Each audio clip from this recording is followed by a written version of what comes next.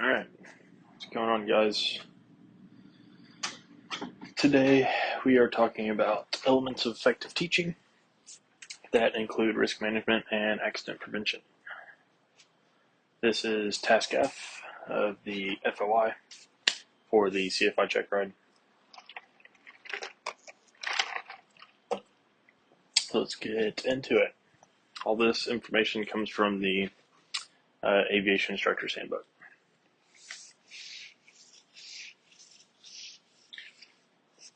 So starting off, let's define what is a hazard and what is a risk. So a hazard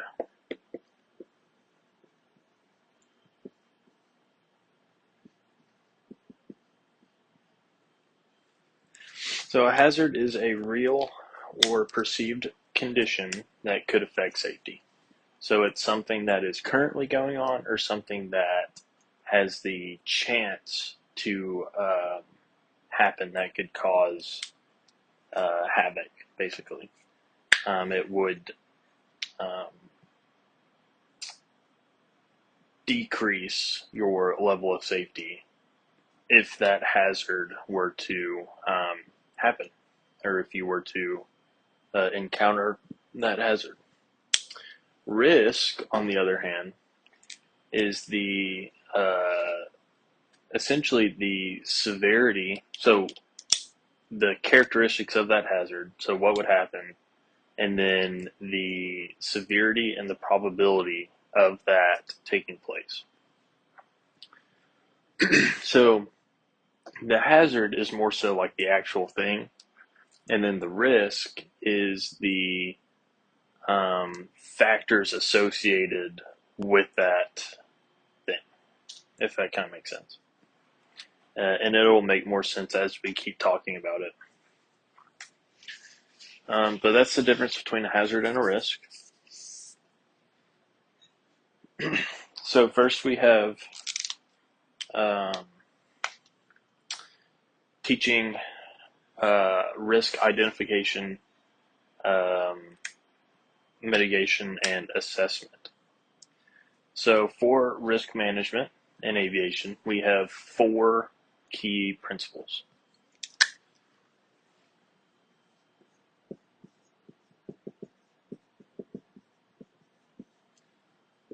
So this is our AMI, A-M-A-I acronym. So number 1 is accept no unnecessary risk.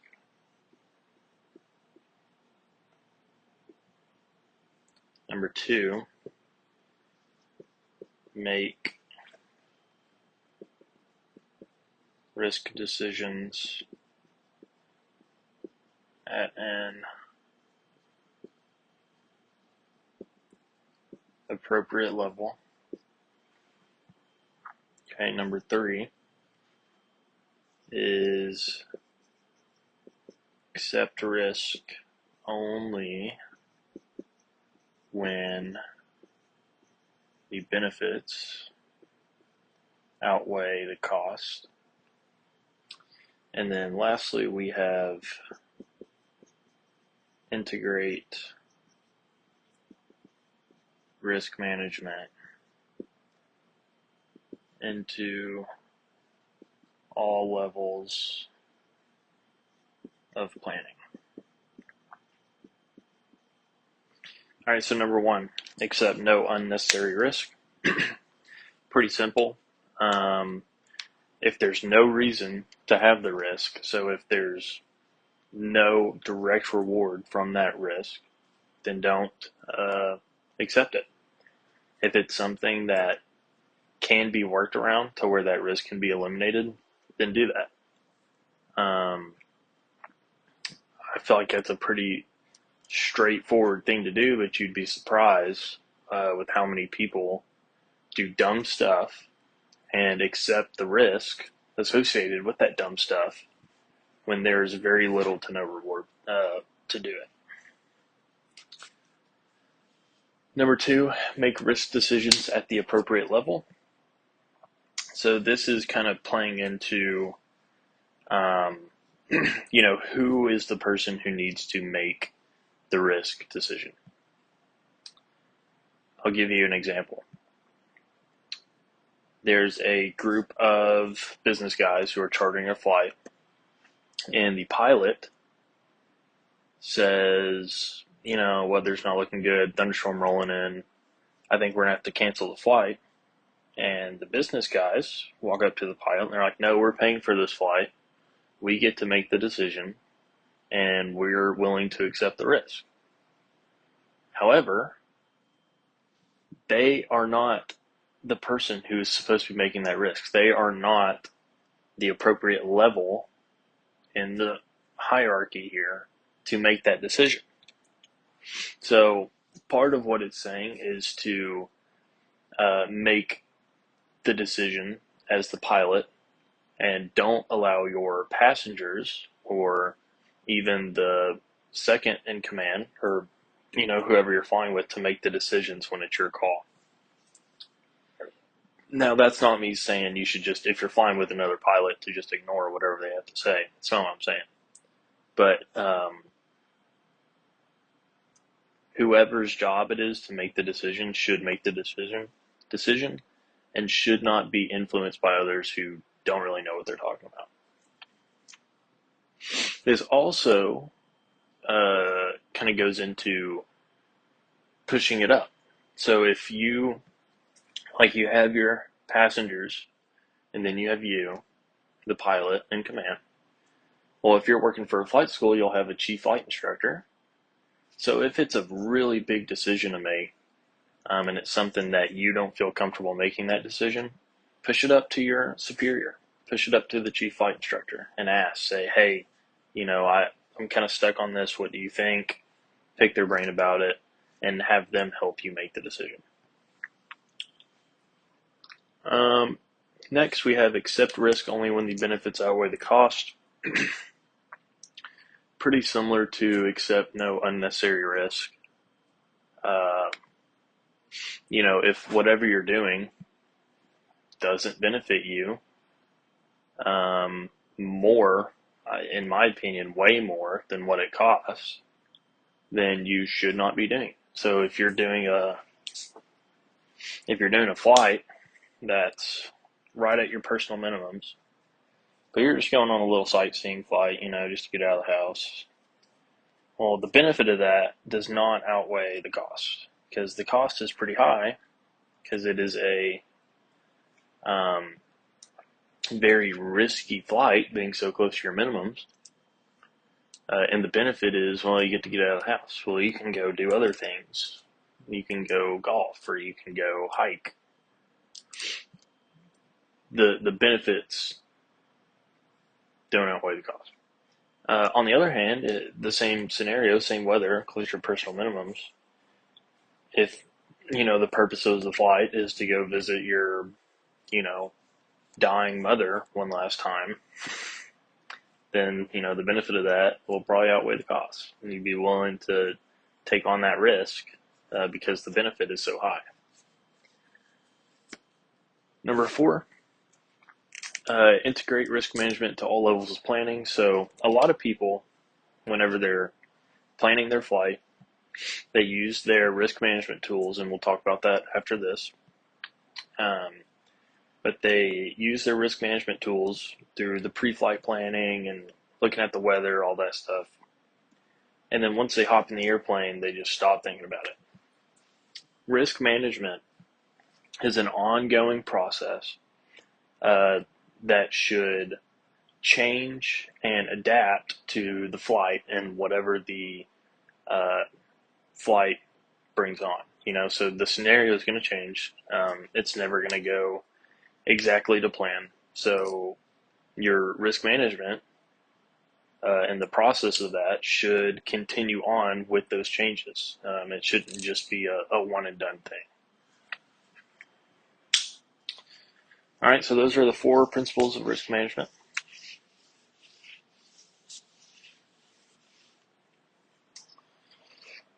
And then next we have the risk management process.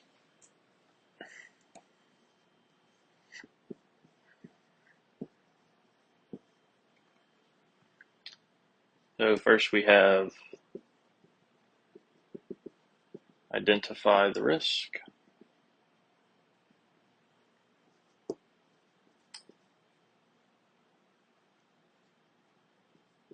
assess the risk,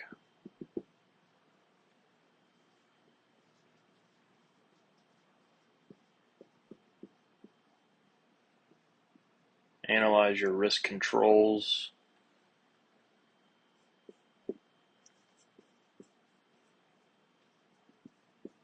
make risk control decisions,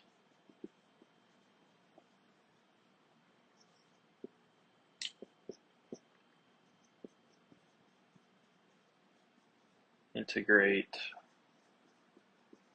well, integrate risk controls,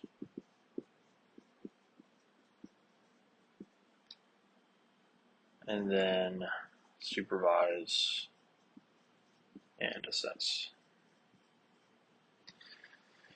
All right, so number one, identify the risk. And again, this isn't something like, I mean, I guess you could run through this if you're on the ground and you want to like literally go through step by step. I suppose you could. But if you're in the air, you're not going to be able to do that. So this is more of a subconscious thing, a lot like the DECIDE model. But number one, we have identified the risk. So what's wrong? What hazard is, causing this risk to occur? What are the, characteristics of it? What brought it on? How extreme is it? Stuff like that. And that's moving on to assess the risk. So you want to kind of use your risk management matrix or risk assessment matrix, which we'll talk about here in a second. But just kind of understanding the risk. How severe is it? How probable is it? And just understanding the factors surrounding it. Next, analyze risk controls. So what are your options? What can you do to minimize this risk? What are some of the different routes you could go with this?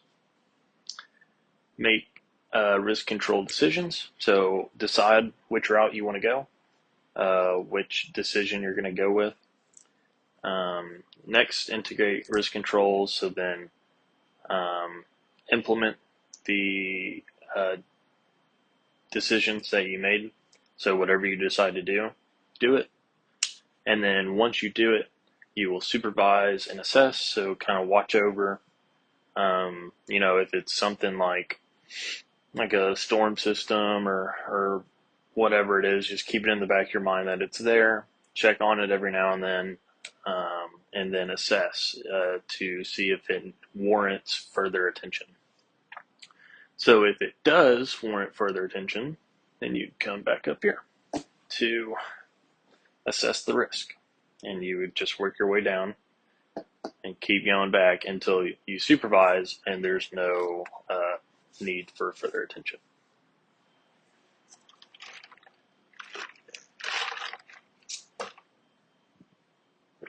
Okay, so that is the risk management process.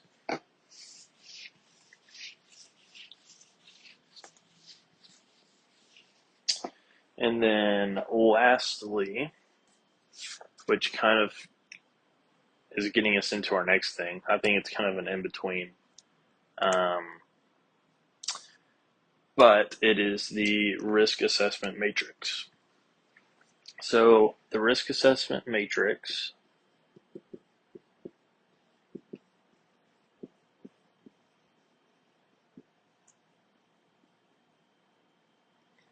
looks something like this.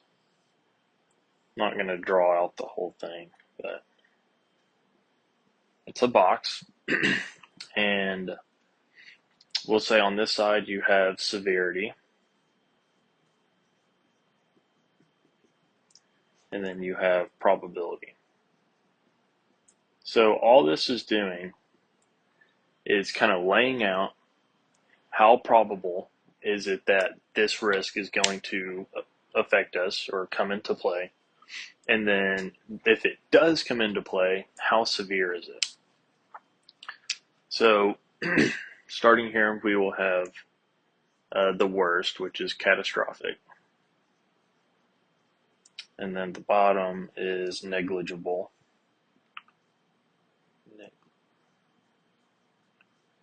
Okay, and then in between we have marginal and critical. Okay, and then probability, we have probable, which is the most likely, and then improbable is the least likely. And then in between that, we have remote and occasional. So what the matrix does is it lays it out like this, and it will have boxes, like so. So it will have different rows and columns for each idea. I guess I am going to draw the whole thing. So if we have a risk and it is not likely to happen, so it's improbable, and if it does happen, so even though it's improbable, let's say it does, whatever it is, it happens. If the result is negligible, then we are down here, right? And so even if, it happens, it's negligible, we'll be okay. It's not, life-threatening. So we're good on that. We'll accept that risk. Now, on the other end of the spectrum, if we have a risk that is probable, so it's probably going to happen, more likely than not it's going to happen, and the result is catastrophic, then that would be no, we don't want to fly there. Okay, we're not going to accept that risk.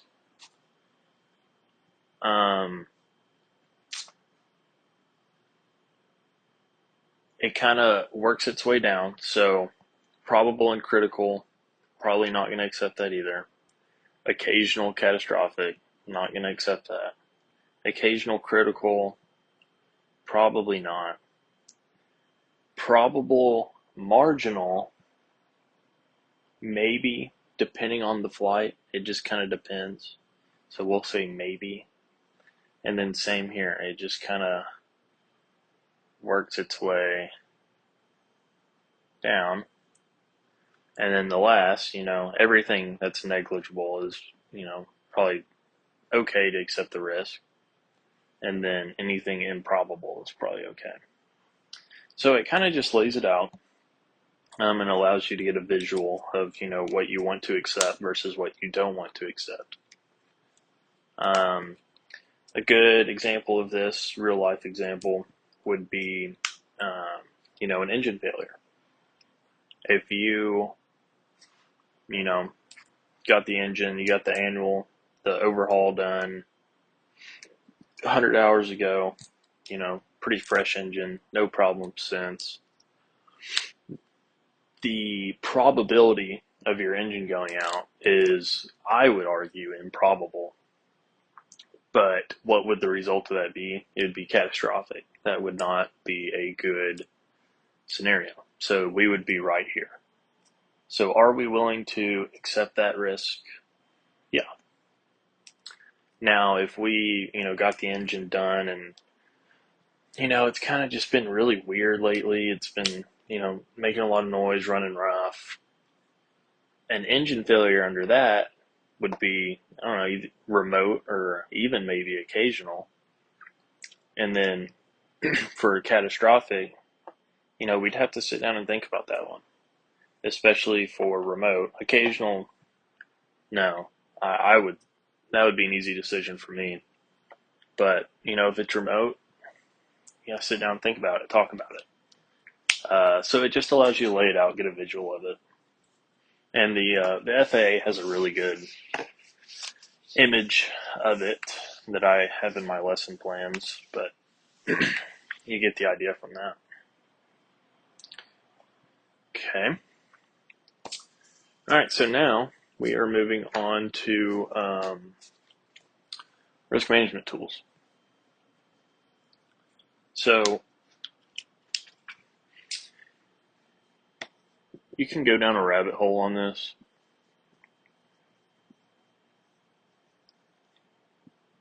But for me, I think of two tools, two big ones that I'm going to outline here. So number one is going to be checklists or acronyms. So we have, as pilots, a lot of different acronyms that we use. But the biggest one for risk management is going to be the PAVE checklist. What the PAVE checklist does is it essentially allows you to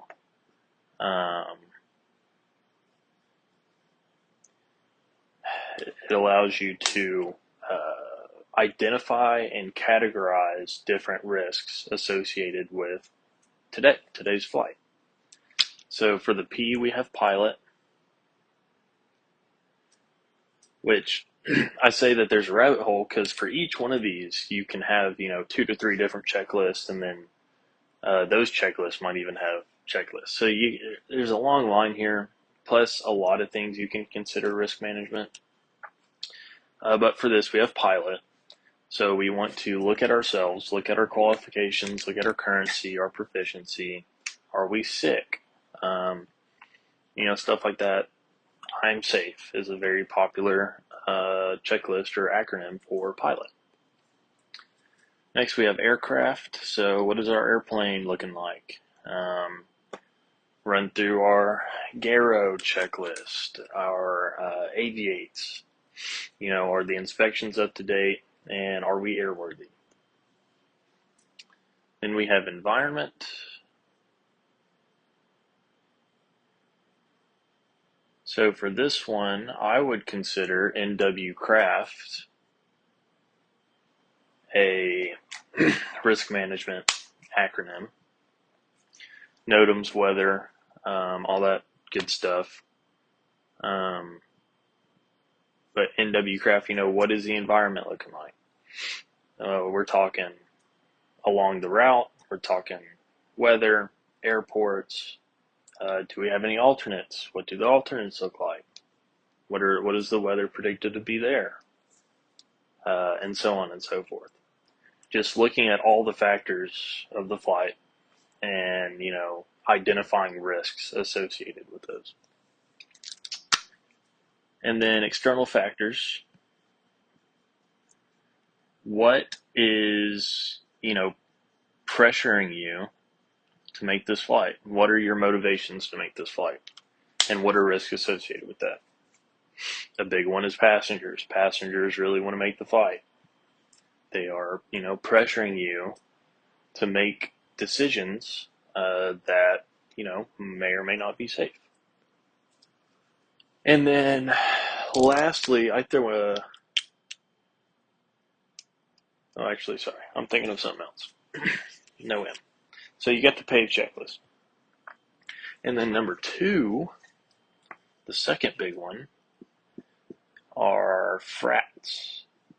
So FRAT stands for Flight Risk Assessment Tools,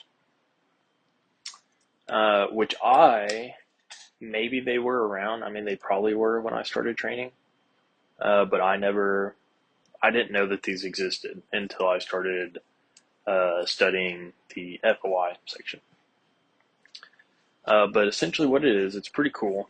It is a questionnaire that takes you through different factors of yourself, your proficiency, your currency, stuff like that, and it gives you a 0 to 100 score based on the risks associated. Obviously, it's pretty limited. It can't encompass everything, um, but it does a pretty good job of giving you a general idea if you should make the flight or not. So the questionnaire, it's going to consist of like how many total flight hours, how many hours do you have in this specific airframe, how many hours do you have in this airframe the last 90 days, how many landings do you have in the past 90 days, what are your personal minimums, what's the current weather, how close is it to your minimums, so on and so forth. It does a pretty good job of kind of assessing where you are as a pilot compared to today's flight. And there's FAA one. The FAA has their own FRAT, but then there's also individual companies that have their own, I believe. I've only ever used the FAA one, but I'm sure there's some other good ones out there.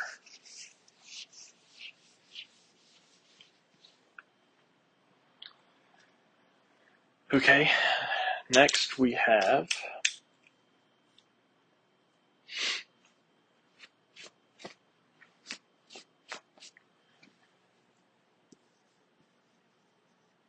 when and how to introduce risk management.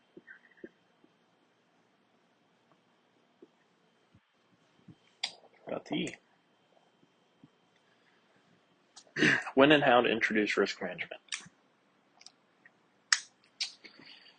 Risk management is not a lesson. Well, it is a lesson. You should talk about it. But the entirety of risk management is not just one lesson that should be taught. It's not just a ground lesson that you can go over and then expect them to self-study and retain it.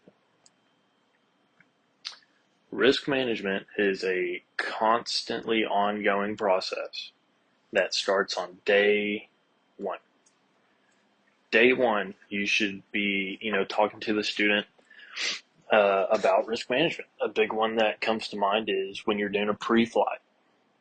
Why are we looking over the airplane every single time that we go fly? Well, it's to find abnormalities and double checking to make sure everything is right so that we can try to identify some risks or eliminate the possibility of risks for today's flight.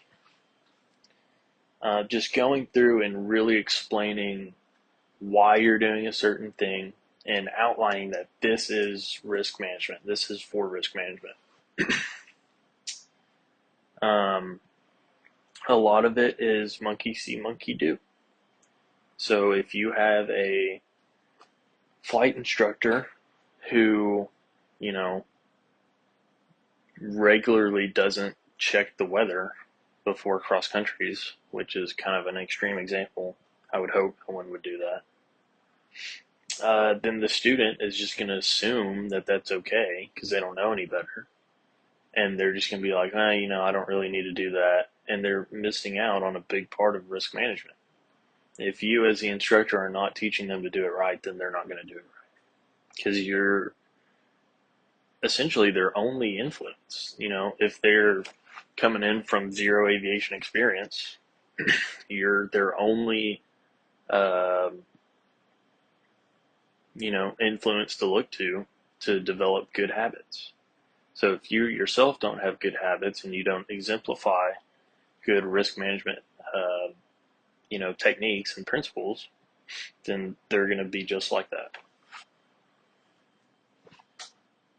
So yeah, like I said, it's just a constantly ongoing thing, and you just want to set the example for them starting on day one.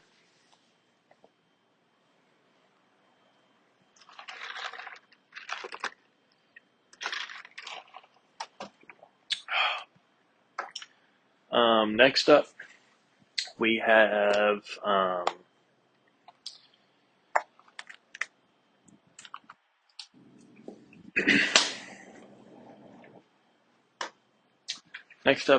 have managing risk during flight instruction.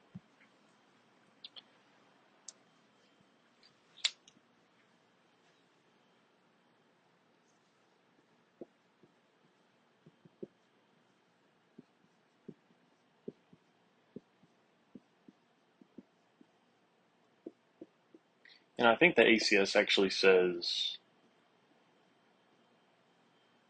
managing risk during phases of flight instruction. But same concept. We're going to hit all the points. So common risks.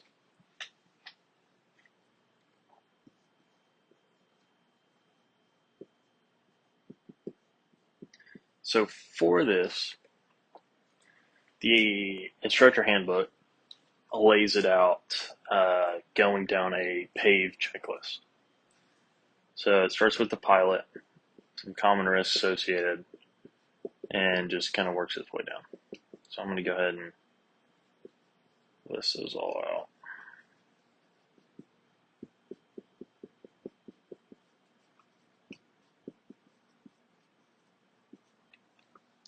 And this is where I was thinking about the M here. Okay, so common risks associated with the pilot.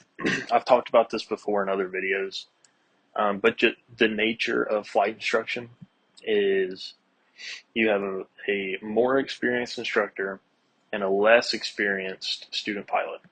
Okay. The less experienced student pilot is flying the airplane the majority of the time. So you have a low experienced student pilot that's slowly gaining proficiency versus a more experienced instructor who is slowly losing proficiency. So eventually you'll meet there, but it's during, if you have an instructor who's been instructing a long time and a student that's, kind of brand new, the proficiency level in the airplane is not super high combined. So it's one of the main risks associated with you as the PIC and the student.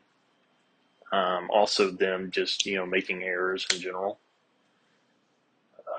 That's probably the biggest risk, and it's a pretty unavoidable risk. It's just kind of how it is.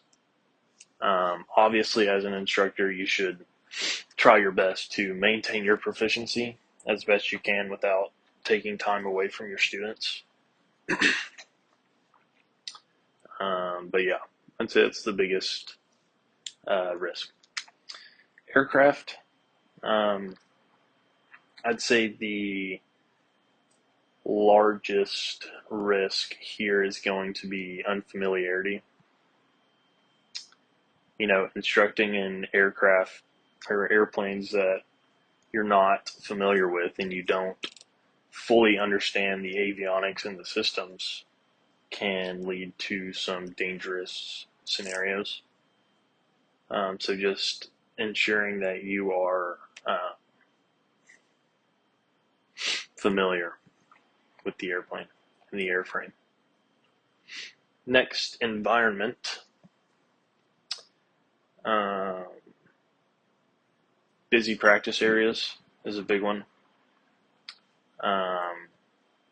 With training, most flight schools, every flight school that I've been to has more or less designated practice areas. If it's not like officially designated, it's just kind of the place that everyone goes.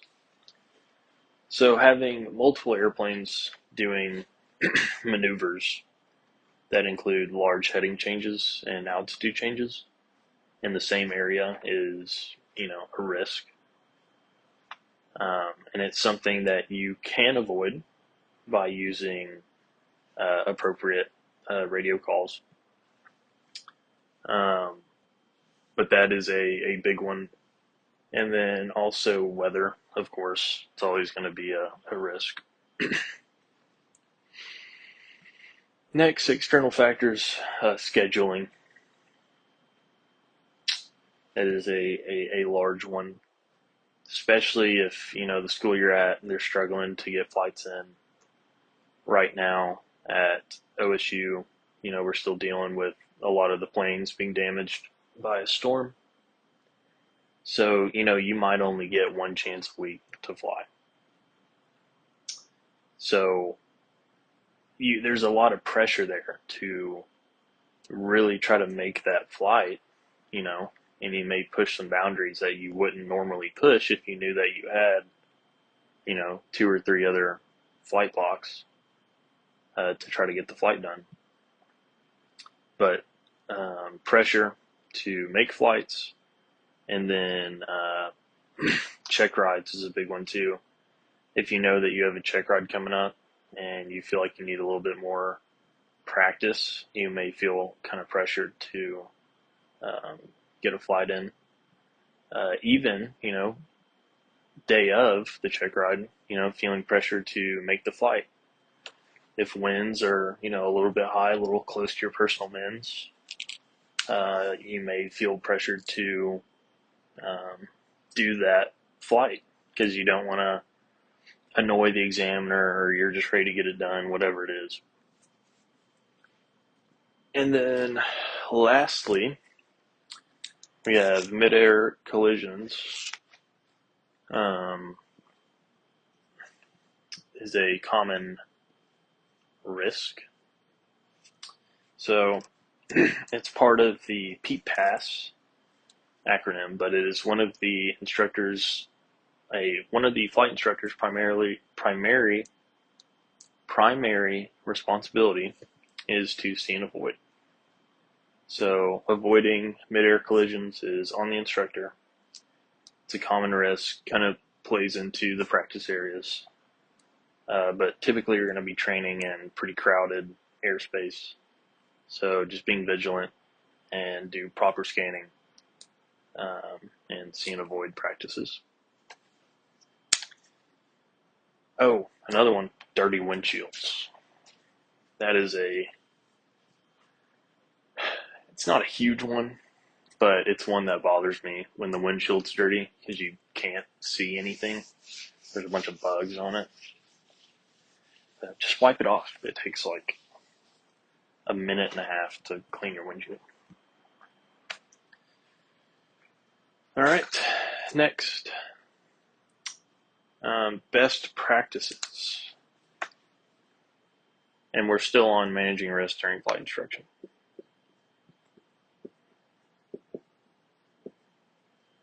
So some best practices. These are just some risk management practices that don't really, they're just kind of their own thing. And I've talked about these in another video before, but we'll go over them again because it is part of Task F. So positive exchange,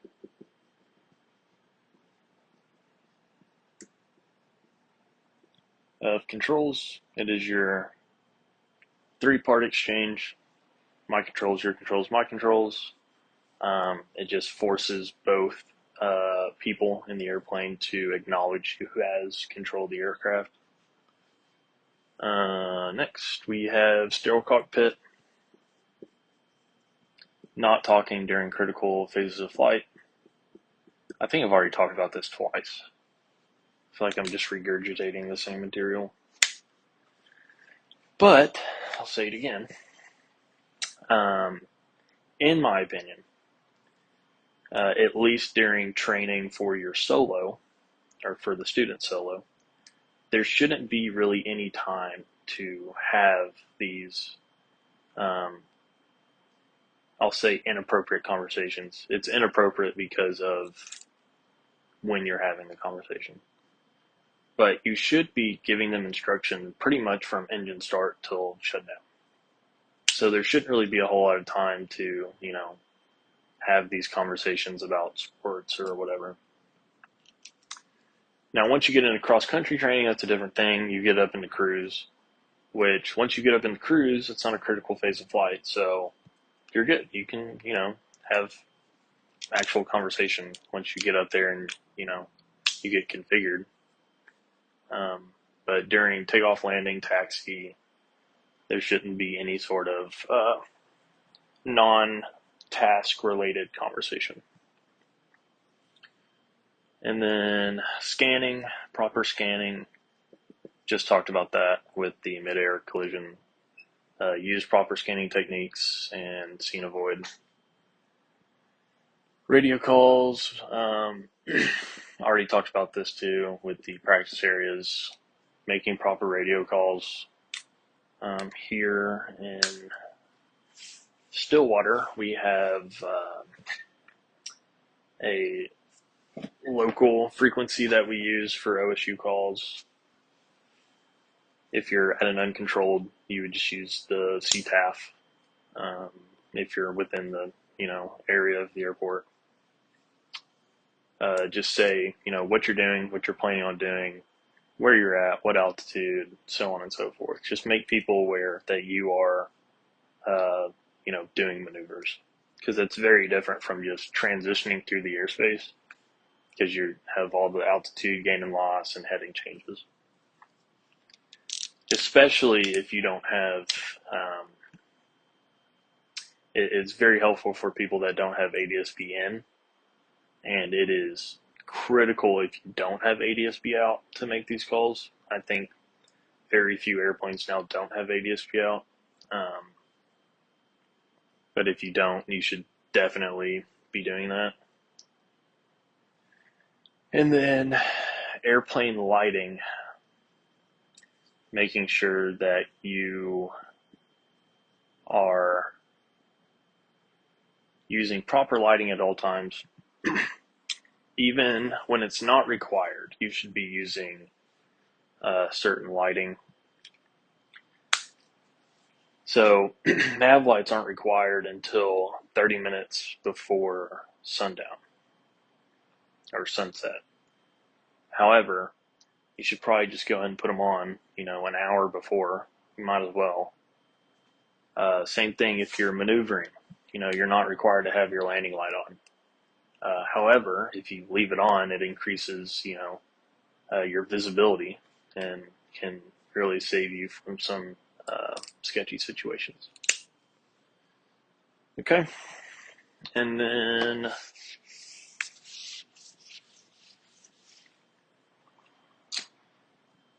lastly, we have takeoff and landing considerations. So I've talked about this in another one as well. But the name of the game here for takeoff and landings in terms of risk management is energy, specifically low energy.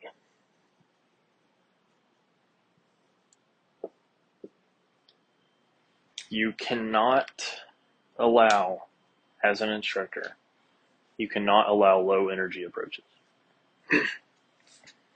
One of the key aspects of flight instructing is allowing the student to make errors, to see those errors play out, and to correct for them. You cannot allow errors to make out or to play out during a low energy approach. You have to take controls. Because if you are low energy and an error is made, or even if just a gust of wind hits you, a lot of times you're not going to have time to react and to save the airplane essentially before you hit the ground.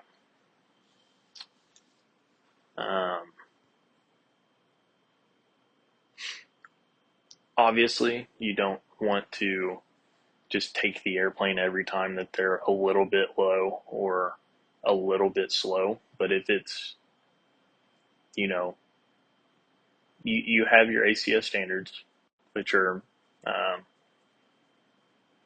plus 10, minus 5 on approach. If you get outside of that, I would consider taking it. If you get to like minus 7 or minus 10, then definitely I would take the airplane.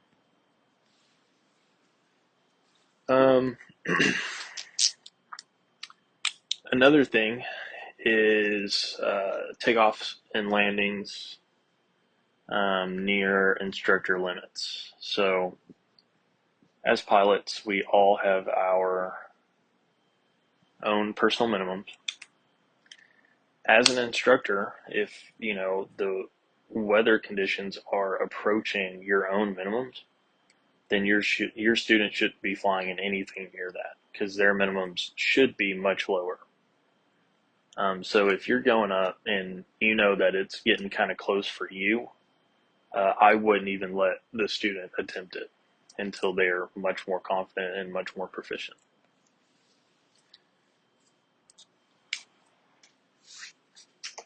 All right. So that is takeoff landing considerations. Next, we have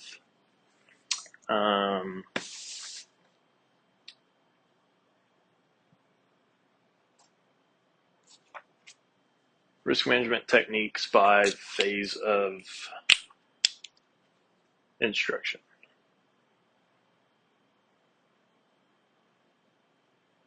Yeah, so that one was managing risk during flight instruction. This is risk management techniques by phase of instruction.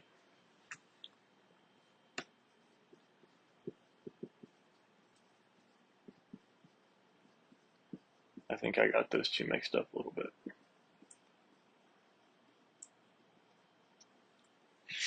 So, kind of like I mentioned before, pre-solo to solo is going to be different. The instruction as a whole is different, and that applies to risk management as well. But it's going to be different from cross-country training to check ride prep. So I'll kind of lay out a timeline here.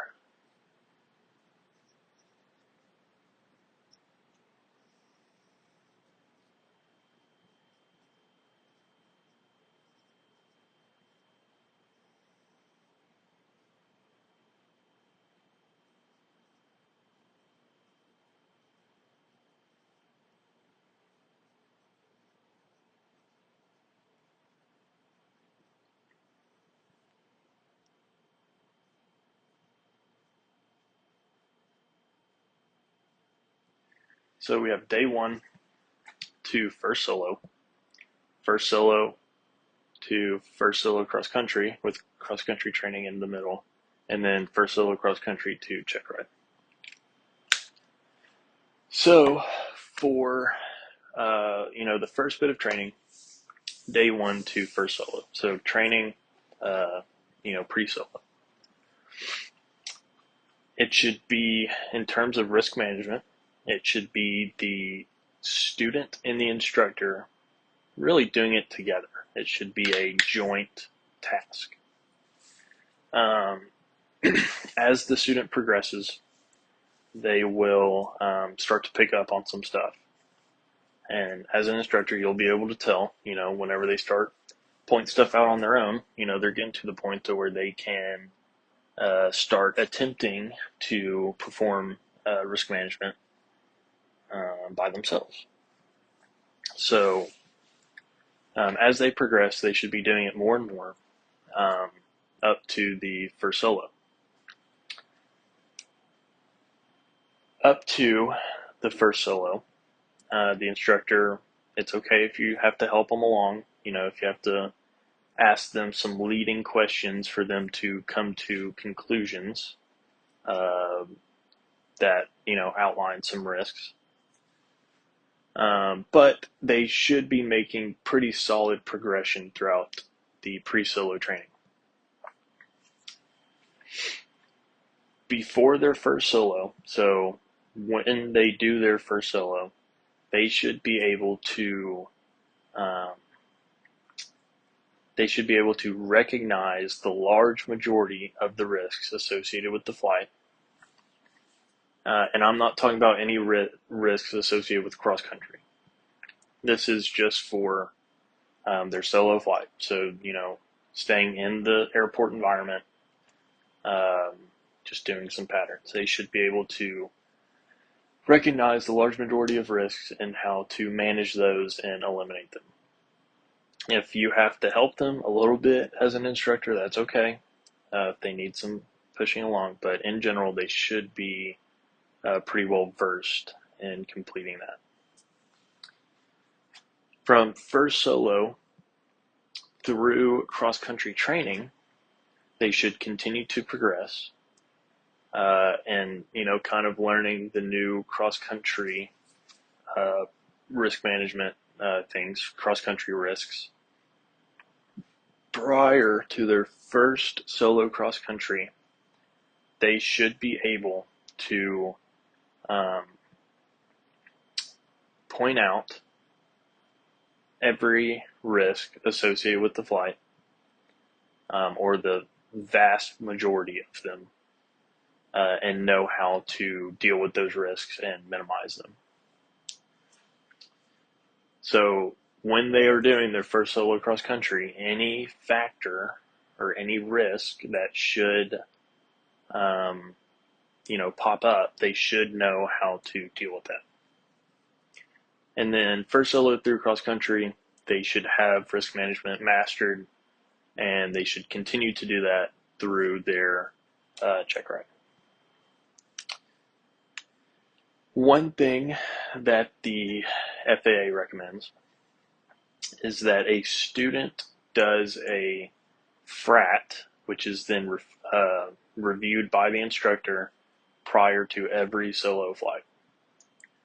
I would say to do it even, through here for every flight up to first solo, and then maybe every solo flight after that. Just helps them get that flow down and really nails it into their head. What are we doing? And what are the risks associated with what we're doing? Okay.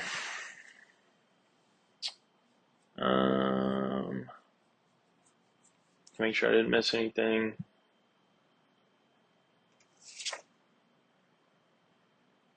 Yeah, I think that's it for that. But the biggest takeaway is that it should be a solid progression all the way through. They should just continue to learn more and more about it as they go through.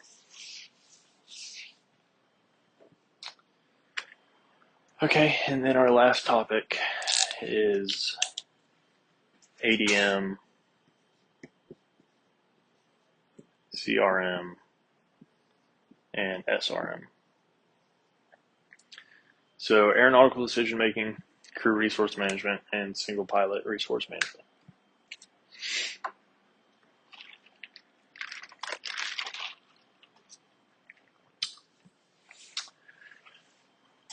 Aeronautical decision making is a really big topic.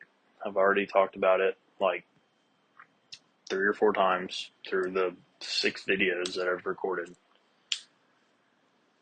But the main idea is aviate, navigate, communicate. So whenever you are faced with a risk,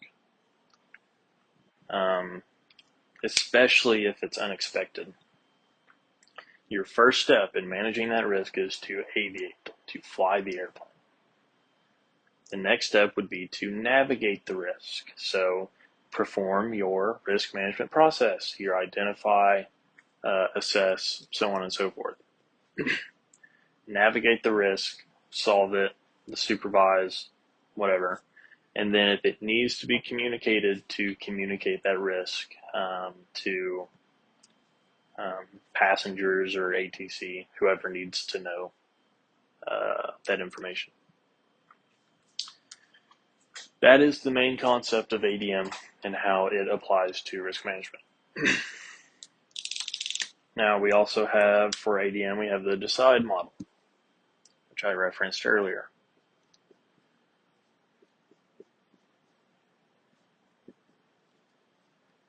We have I'm brain fried.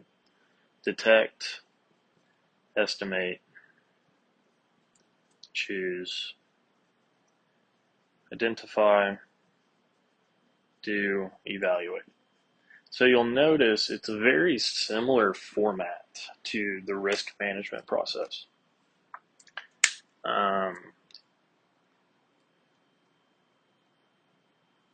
Actually, now I'm looking at it, it's pretty much exactly the same.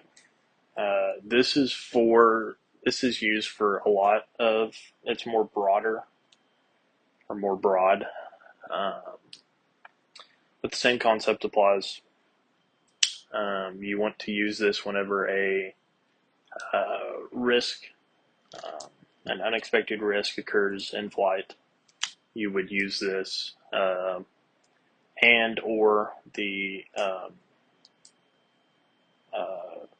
risk management process to help resolve that. And then lastly, or not lastly, sorry, there's two more. I have the 5 P's.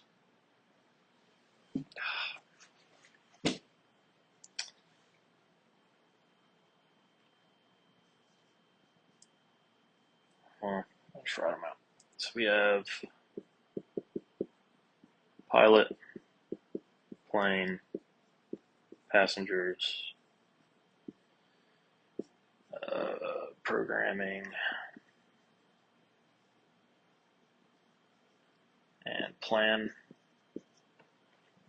It's the same concept as the PAVE checklist. It's just helping you to identify and categorize risks associated with these categories.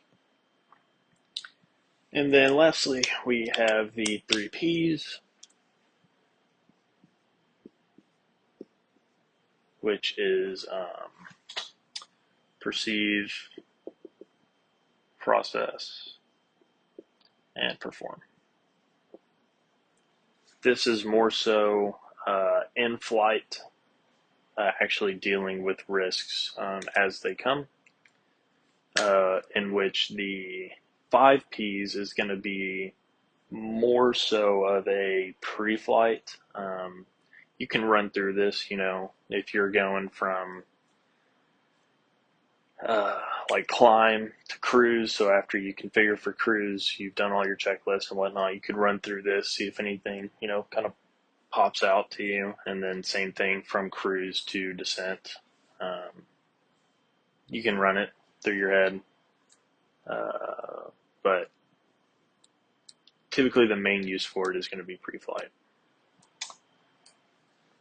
And then, so that's ADM.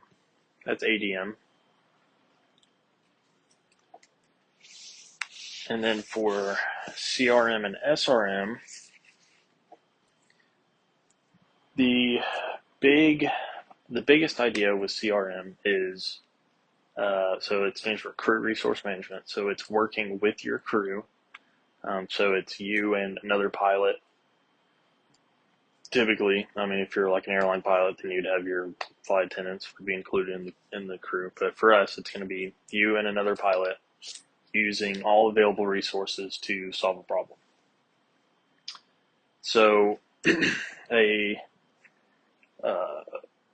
idea that has been taught to me that's used by Southwest is to think inside the airplane and then to think outside the airplane.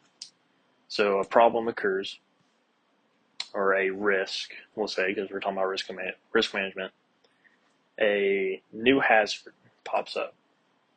You determine the risk associated with that, and you want to attempt to minimize that risk.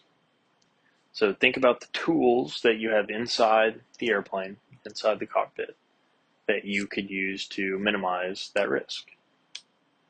Like you think, well, I got my POH, I have my avionics manuals, so on and so forth. Airline pilots have a lot more than that. They have books upon books. But think about the things that you have inside the airplane. And then once you've determined that, now let's think outside the airplane. So we have ATC, flight service station, and whatever else, dispatch, if you have a dispatch.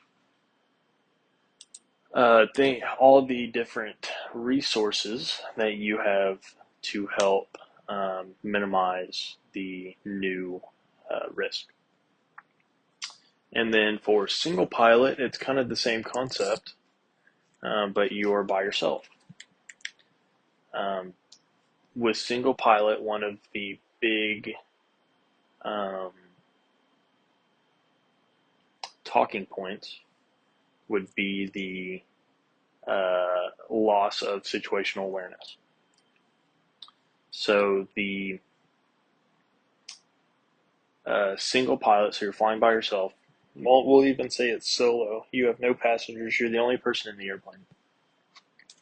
And a hazard pops up.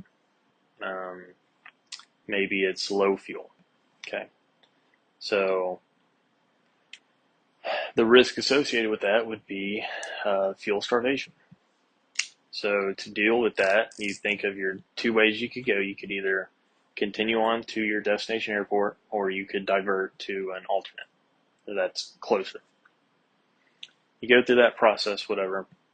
However, when that new hazard, the new risk, presents itself, you skip over the main principle of ADM, and instead of aviating first, you decide to instantly start navigating the problem.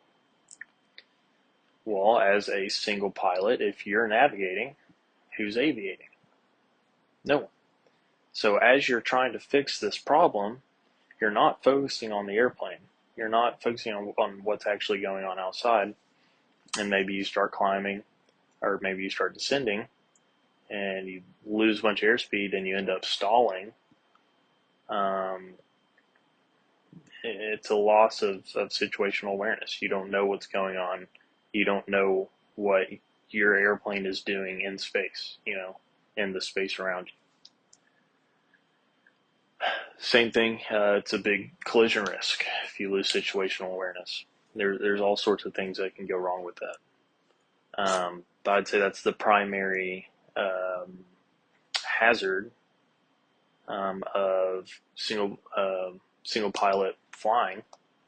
And one of the biggest talking points is single pilot resource management, is flying the airplane first and then determining, what can I use to help eliminate this risk.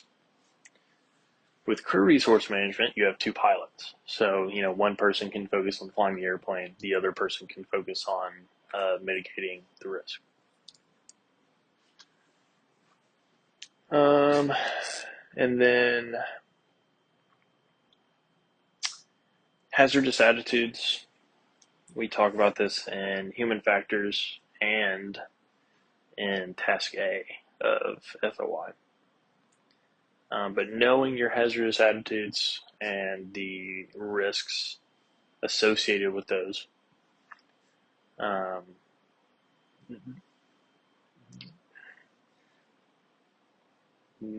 managing risk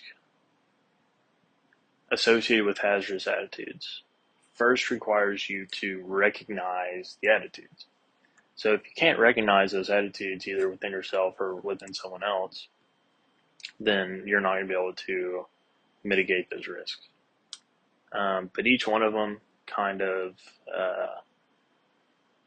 brings on a different risk depending on how severe the attitudes are and how reckless they are will determine how severe the risk is on the matrix, and kind of how the person acts overall would determine the probability. So if you have someone that really suffers from anti-authority and you see it pretty much every flight, then it's pretty probable that, that risk is going to affect your flight. But yeah, that's the general idea there. Going back to situational awareness, I should have hit on this before, but I didn't. Obstacles to maintaining situational awareness: distractions, fatigue, and complacency. Distractions, not paying attention. So there's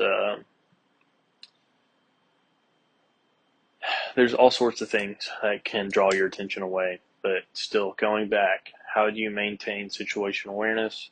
Aviate. You have to fly the airplane first. Nothing is more important than flying the airplane. Complacency, you're doing the same flight over and over again. I'm sure flight instructors can have a hard time with this, but with doing the same things over and over and over again, you get complacent, and maybe you don't, run through all your risk management stuff. You're not running through checklists, and you have a student that's just starting out, but he's doing pretty good. He's pretty good at steep turns, and you become complacent with him doing steep turns, and you're looking down, changing your music while he's doing that. You have lost complete situational awareness, and you look up, and he's at 70 degrees of bank, rapidly descending.